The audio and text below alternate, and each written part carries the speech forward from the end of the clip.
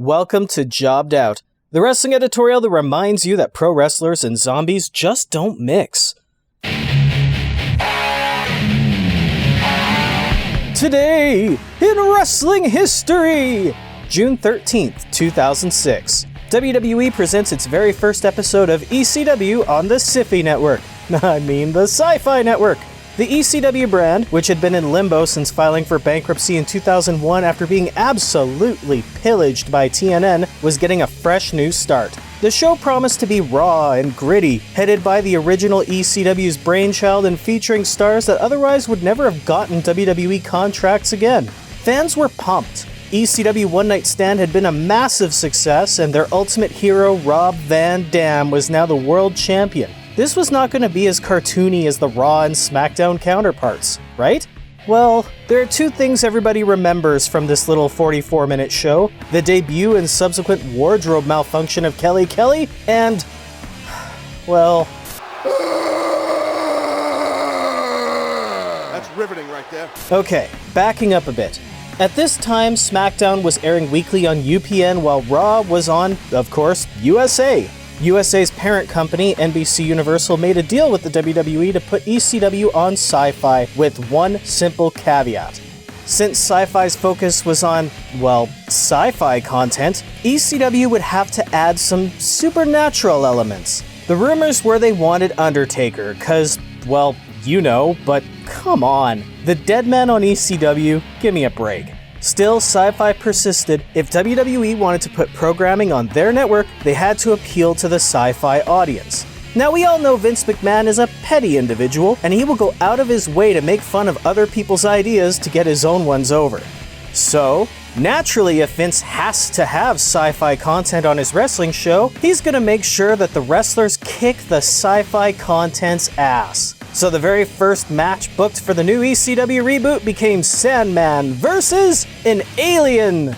No, that's not a typo. According to Kurt Angle, Sci-Fi actually asked for WWE's ECW to feature two aliens as characters on the show, but that was rejected for being too tacky. Oh man, the idea of Vince rejecting something for being too tacky. Anyway, it's the afternoon of the show, and the wrestler who was set to portray the alien skipped out, leaving Sandman without an opponent. Enter Tim Arson. Arson was a local competitor who had worked the previous night's Raw taping as an enhancement talent for a future ECW fixture, Matt Striker. On the suggestion of Tommy Dreamer and Paul Heyman, the alien became a zombie. It was Arson's time to shine, his moment to show the world why he belongs in the WWE. Performing well could mean a contract, a whole new future for him, and... Oh, my God!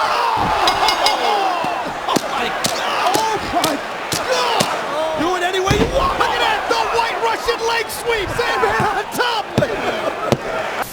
Oh boy. Did I mention Vince is a petty man? Bell to bell, the Zombie's ECW career spanned about 17 seconds. The entire segment would be panned as exactly what was wrong with the new ECW, and he would not be used on WWE programming ever again. What's up? Is this a rib? What is this? Sandman would go on to have similar beatdowns over comedy characters in the coming weeks before entering his first feud with Mike Knox. ECW would try to meet their sci-fi quota with a pair of vampirists in Kevin Thorne and Ariel, which I think were grossly misunderstood, as those unfamiliar with bite clubs thought that these two were supposed to be vampires, which really they're just goths who have a bite fetish. Wow! This woman has fangs! Yeah, I know! And they're a little close to my neck! God, I miss 2006. I was such a hoe back then. And finally, Tim Arson. Arson would never get a sniff at a major promotion again save for WWC, but he would embrace the zombie character on the indies. While an interesting attraction, it wasn't his most dignified time. Sadly, it would be revealed in early 2015 that Tim Arson had passed away. The cause of death was never made public, but the general belief is that he took his own life. On my old YouTube channel, back when YouTube had inboxes, I had actually been in talks with Arson to potentially do an interview, and the short amount of time we did speak, he was a really soft-spoken, polite, and humble soul. Really down-to-earth guy. I wish the wrestling world had been kinder to the dude, because it was never fair for him to get any flack for just doing what he was told and just trying to get his name out there. Anyway, that's the story around the very first match in the WWE reboot of ECW. A not-so-subtle jab at their hosts on the Sci-Fi Network that ended up stopping an up-and-coming wrestler's career dead in its tracks. And it's a damn shame too, because let's be real, the Zombies promo was one of the better promos in the year 2006. What the hell is that? Alrighty then. But what did you think of the Zombie in ECW? Was WWE being petty? Should they have given Tim Arson another shake? Or was it worth a laugh and people should just not take it so seriously? Let me know what you think in the comments and be sure to subscribe to the channel for more because I want you to be a part of this conversation too.